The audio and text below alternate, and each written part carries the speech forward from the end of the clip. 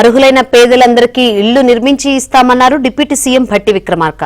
పేదల ఇళ్ల కోసం ప్రభుత్వం 22,500 కోట్ల రూపాయలు కేటాయించిందన్నారు. 4,50,000 ఇళ్ల నిర్మాణ ప్రక్రియ కొనసాగుతుందన్నారు.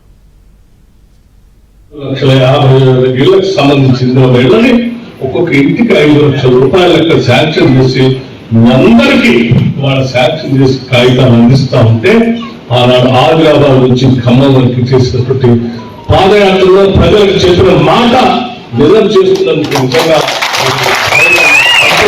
అలసిపోయి